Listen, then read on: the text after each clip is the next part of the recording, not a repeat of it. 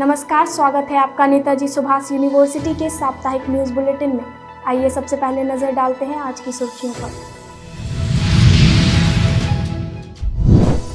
बिहार पहुंची राहुल गांधी की भारत जोड़ो यात्रा, भारी संख्या में जमा हुए लोग।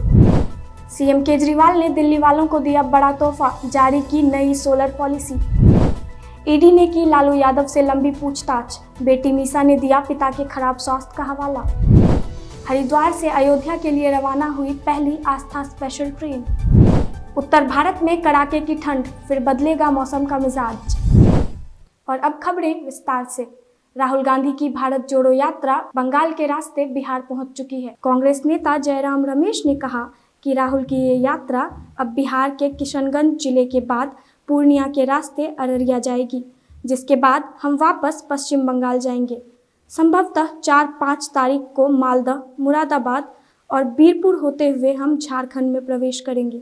वहीं किशनगंज में भाषण देते हुए राहुल ने आरएसएस को खूब भला बुरा सुनाया। कहा कि आरएसएस की विचारधारा हिंसा और नफरत फैला रही है। इस विचारधारा के चलते भाई भाई लड़ रहे हैं, भाषाओं में लड़ाई हो रही है। हम जानते थे हमारा भारत मोहब्बत का देश था। ऐसे में इस नफरत के बाजार में फिर से मोहब्बत की दुकान खुलनी चाहिए। उन्होंने आगे कहा कि हिंदुस्तान की राजनीति पर इस यात्रा का बहुत बड़ा असर पड़ा है। नफरत और हिंसा की एक विचारधारा जो भाजपा रोज हमारे सामने रखती है, उसके खिलाफ मोहब्बत की एक नई विचारधारा खड़ी हुई है, जिसके बाद लोगों को उम्मीद थी कि अपने भाषण के दौरान राहुल, नीतीश बिहार के वर्तमान एनडीए सरकार पर जमकर हमला करेगी, पर राहुल ने अपने भाषण के दौरान उस विषय पर कुछ नहीं बोला। दिल्ली के मुख्यमंत्री अरविंद केजरीवाल ने दिल्ली की जनता को साल 2024 का सबसे बेहतरीन तोहफा दिया है। केजरीवाल ने कहा कि हमने एक सोलर पॉलिसी बनाई है। वैसे तो हम पहले से ही दिल्ली में 200 यूनिट तक बिजली फ्री देते हैं, जबकि 201 से 400 यूनिट तक बिजली खपत करने पर बिजली का बिल 50% आता है। 400 से ऊपर वालों का पूरा बिल आता है, मतलब उन्हें किसी भी प्रकार की सब्सिडी नहीं मिलती। पर अब हमारी सोलर पॉलिसी आने के बाद जो भी अपने घर के ऊपर सोलर पैनल लगाएंगे, उनका बिजली बिल 0 हो जाएगा और उन्हें बिजली बिल देने की जरूरत नहीं पड़ेगी। साथ ही इसकी खासियत बताते हुए केजरीवाल ने ये भी कहा कि इस सोलर पैनल को अपने घर के छत पर लगाते ही लोगों को 700 से 900 प्रति व्यक्ति अतिरिक्त आय भी मिलेगा।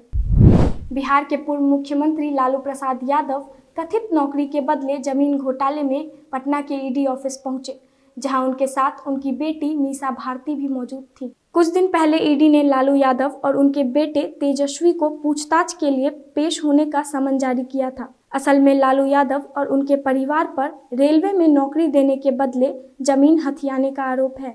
ईडी की चार्जशीट के मुताबिक साल 2004 से 2009 तक इंडियन रेलवे के अलग अलग जोन में ग्रुप डी के पदों पर कई लोगों को नियुक्त किया गया था और इसके बदले में उन लोगों ने अपनी जमीन तत्कालीन रेल मंत्री लालू यादव के परिवार और एके इन्फोसिस्टम प्राइवेट लिमिटेड को सौंप दी थी। हरिद्वार से अयोध्या के लिए पहली आस्था स्पेशल ट्रेन रवाना हो गई है।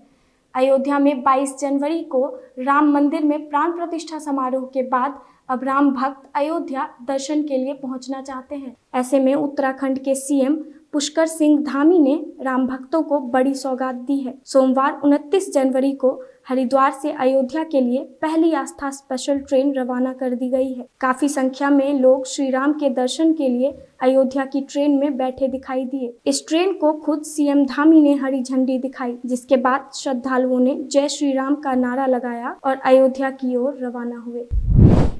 इन दिनों पूरा उत्तर भारत कड़ाके की ठंड, कोहरा और शीतलहर की गिरफ्त में है। अनुमान है कि इस ठंड से जल्द ही लोगों को थोड़ी राहत मिल सकती है। हालांकि आईएमडी के मुताबिक 29 जनवरी से 3 फरवरी तक पश्चिमी हिमालय क्षेत्र में भारी बारिश की आशंका है। मौसम विभाग का कहना है कि पहाड़ी राज्यों में बर्फबारी के साथ साथ मैदानी इलाकों जैसे पंजाब, हरियाणा और दिल्ली एनसीआर के कुछ इलाके में आने वाले 3 दिनों में बारिश हो सकती है, जिसके बाद दिल्ली, यूपी, बिहार और राजस्थान जैसे कई राज्यों में मौसम में सुधार की उम्मीद की जा रही है। फिलहाल आज के लिए इस बुलेटिन में इतना ही। हम फिर हाजिर होंगे कुछ और नई खबरों के साथ। तब तक के लिए बने रहें हमारे साथ। धन्यवाद।